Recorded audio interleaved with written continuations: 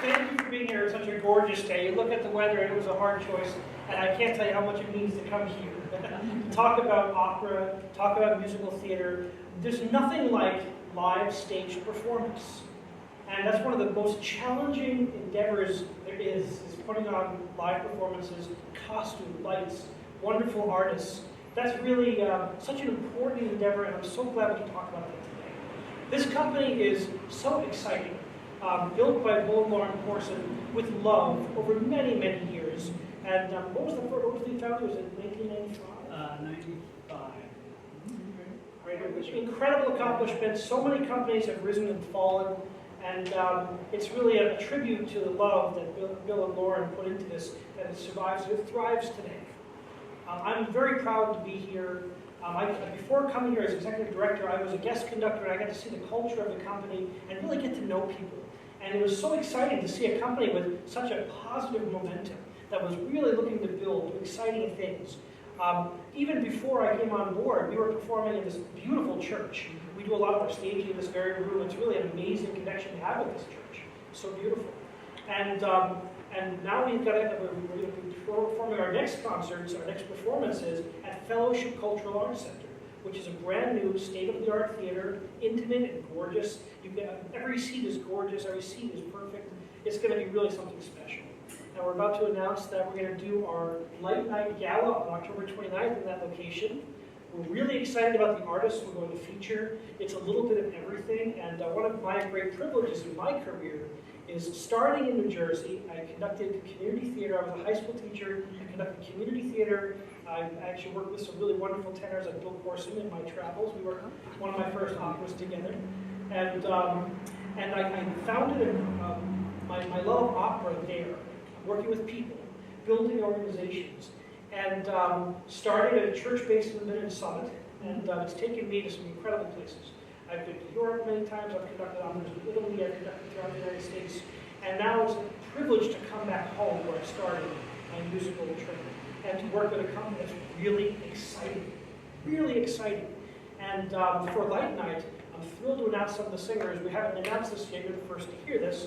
One of them is going to be Ronald Naldi, who's been at the Metropolitan Opera for 30 years.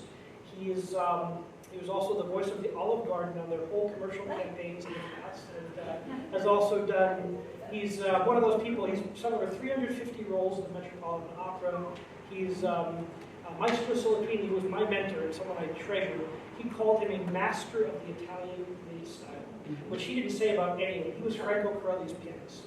That just goes to show you the care that was given to this man. Anyway, you're going to love Ronald Naldi. He's a gentleman. He's also thrilled about singing some Broadway, which no one ever hears, but he loves singing Broadway too. So what I love about Light Up New Jersey, it is opera, it is operetta, and musical theater. And the three are related so closely. Operetta comes from opera. Musical theater comes from operetta. So we have this whole lineage of stage productions, and I can't wait to share some excitement with you. So our Light Night Gala, we're also going to feature a homegrown talent who's been here many times, Chelsea Friedlander, who sang in this company at age 15. And since then has been the doll in Offenbach's Conte Hoffmann, and she just sang the doll with Nashville Opera, and she also sang the Light Opera of New Jersey's Adele in Fledermaus, as well as many things. She's going to be returning, so coming back home. We're also going to have one of America's leading baritones, Sushan Kim, who has sung with Dallas Opera, and he's also sung with many companies in New York City, Carnegie Hall. He'll be one of our featured artists as well. So it's going to be a really exciting night. I hope you can join us on Light Night. I've got some information over here if you'd like one of the letters. I'd love to get those out to you. Hope you can be there. It's very exciting. And we're also going to talk about our first fully staged production, returning to the stage after COVID. What is more exciting than that? La Boheme by Puccini. The greatest of all great operas. It's one of the greatest operas. It's beautiful. For this production, we're going to have it at Fellowships at Cultural Arts Center, and it's going to feature a director who is a real star in the opera world, Andrea Del Giudice, who is one of my dearest friends. She sang Madama Butterfly all over the world, including Rome opera. She sang Bremen opera. She sang all over the planet. She was Miss Madama Butterfly. She's become a wonderful director as well, and she has a vision of her directing, and she's been directing operas in Italy, in the United States, and we've worked on 3 or 4 together. They always have a modern spin, and she loves to tell the opera from the female point of view. So it's going to be a modern setting with projected images. So it's going to look something like a movie. There's going to be projected scenery. It's going to be something really interesting.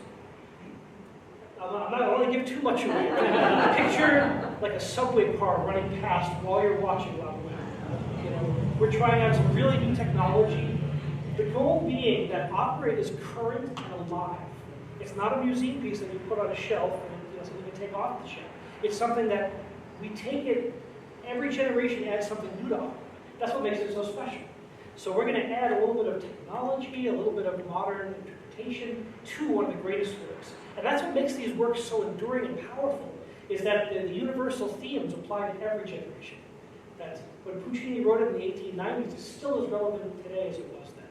So the same with Mozart. When Mozart wrote his operas back in the day, it's still the same, because humanity is still the same. So I can't wait to explore these pieces with you. I know it's a very intimate gathering today, but we're also recording this so people can watch this after the fact. So I want to thank you all for being here. And I think we have an exciting story to tell. I'm going to introduce you to some people here as you're talking. We have Laura Farmer, who's a new Board of Trustees member, and a fabulous soprano, too. We have Chris Zarevich, who's our president of our production board, and all-around great person. We have Bill Corson, of course, the founder, and all-around most important guy. We're going to talk to Bill. And we also have... Tom's here. Tom Bala, that's right. So, thank you so much. I'm going to be answering questions. I can't wait to talk to you about opera. Opera is my first love.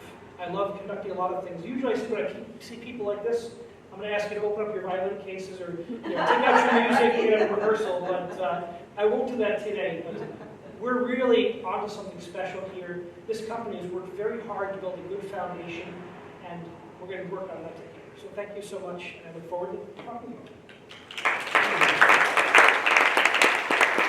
Bill, let's say a few words. I have nothing to say except that we thank Jason very much for taking over here, your position. Yeah, well, I can take it. So this is off the cuff because I wasn't asked to speak, but I like to talk in front of people, so what do you think? No, it's a great privilege for us to have Jason. Lauren, my wife, and I have worked with the company since the beginning. We started in this room right here. We put a little stage over there, and we're doing a fundraiser for St. Mark's Church, where we are now. And it started off very small. Oh, let's do a little concert kind of thing, you know. And Lauren and I met doing Gilbert and Sullivan in New York City in the late 80s or early 80s. And she knew a little bit of opera, and I knew musical theater, and so we kind of think, well, we just operetta, let's just do a concert. We have little highlights for the Fledermaus, little highlights for Brigadoon, these kind of things. And so we put the show together. We called it September Song, because September Song was in September, right? So that's what we did. And we put that together in this room. And when I friend Charlie Ross said, you could use some lights in here.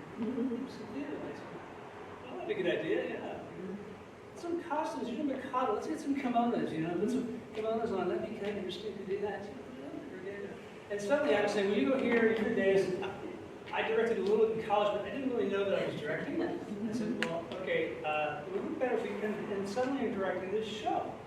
Costumes, scenery, not too much scenery, lights, we had curtains back here eventually, and some backdrops and things eventually. We did that, it was 1995, it's a long time ago from now.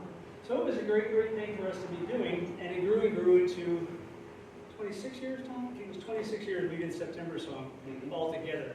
But in the process, my wife goes, well, you know, we should do some other shows too. How about an opera highlights program? I said, okay. So we created something called Operageous. Operageous was highlights of everything from Richard Strauss to all the Mozart operas and like that. And we did that sometimes in Madison, sometimes here too. Then we're fortunate also to have the opportunity to perform over here in Pleasant Valley Park under the guise of the Bernards Township, also known as Baskerville Bernards Township Parks and Recreation Department. They provided a fund for us to perform shows there. And we did The Mikado, Pirates of Penzance, HMS Pinafore, the musical theater Footloose, and we also did Thoroughly Modern Millie, which was a great opportunity to do some modern stuff with us there too. So we've grown, and we're actually kind of retired now. Heath got me on the trustees, and Lauren's a trustee, so we're not going completely away. But we got Jason, that's the biggest in the whole. He's going to take over doing the executive director part of this company. And I can't tell you how excited and proud we are to have Jason. Thanks so much for being out there. Let's see. If you've never seen The Godfather, you know, Bill and I are on the phone probably 6-7 times a day. Zoom calls around the clock. It's a lot to learn, a new company, but Bill's done such a great job of, you know, and there's so much love, and that's really what I respect. Thank you so much for your work. Thank you so much.